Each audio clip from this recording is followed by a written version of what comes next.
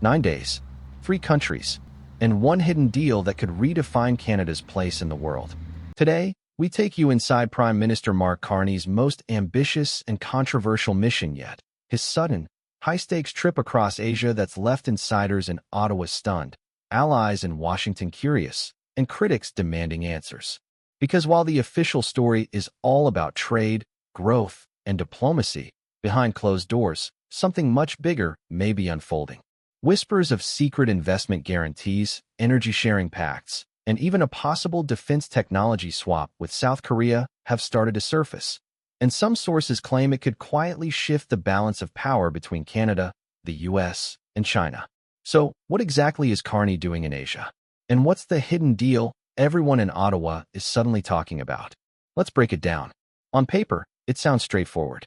From October 24th to November 1st, Mark Carney will travel to Malaysia, Singapore, and South Korea, 3 strategic stops in one of the fastest-growing regions on Earth.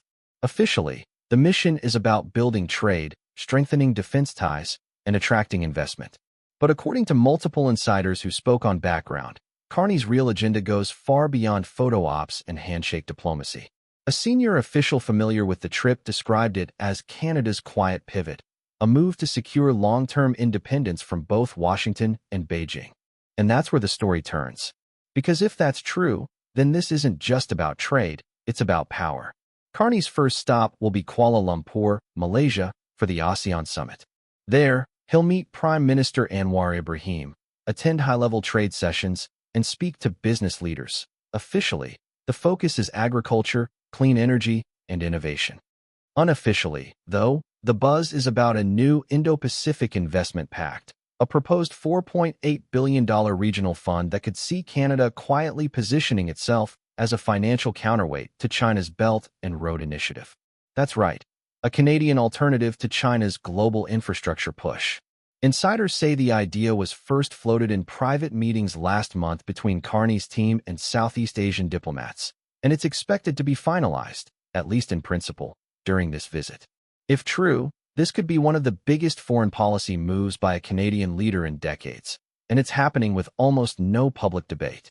Even members of Carney's own caucus, according to leaked memos, were told only that regional investment frameworks would be discussed, with no mention of any binding commitments. But the real question is, who's funding it? Here's where it gets interesting.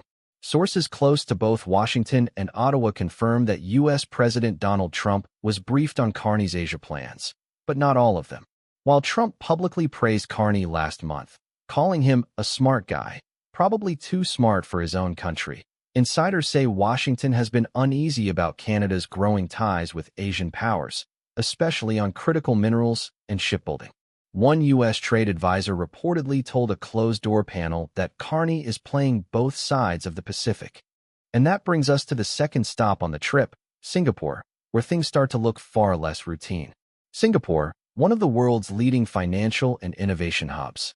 On the surface, this leg of the trip is all about attracting investors and reducing trade barriers. But beneath that diplomatic polish, Carney's private schedule includes 2 off-the-record sessions with global financiers, including one involving a sovereign wealth group with deep ties to the Chinese mainland. That meeting wasn't originally listed on the public itinerary.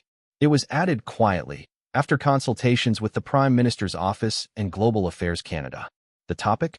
According to leaked notes seen by insiders, it involves a potential joint financing mechanism for clean tech and AI projects.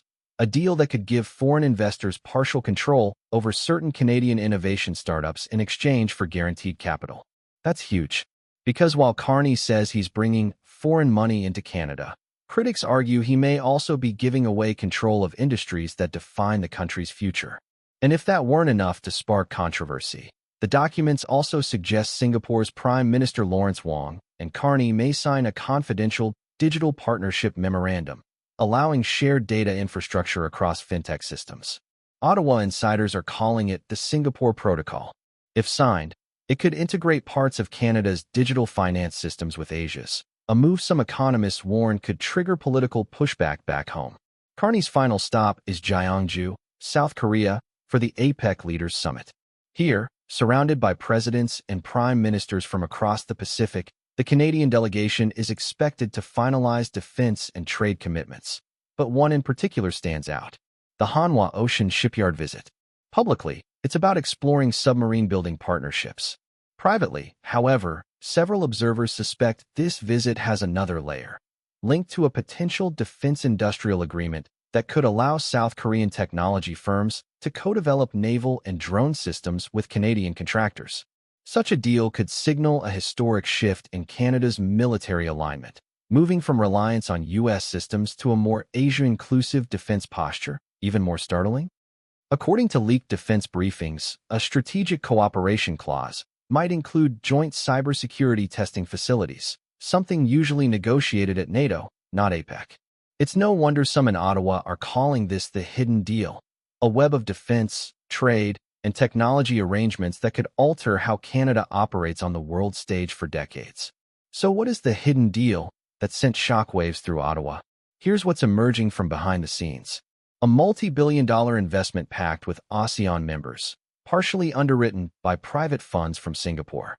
A defense technology sharing agreement with South Korea involving AI-driven ship systems. And possibly a data sharing protocol that would integrate Canadian and Asian digital trade frameworks. Together, these moves could quietly link Canada's economic future to Asia, even as Washington grows wary of losing its northern ally to a new Pacific bloc. For Carney, it's a bold gamble. For Trump, it's a warning shot. And for Canada, it's a moment of transformation. As Mark Carney's jet touches down in Malaysia on October 24th, few Canadians realize how high the stakes truly are.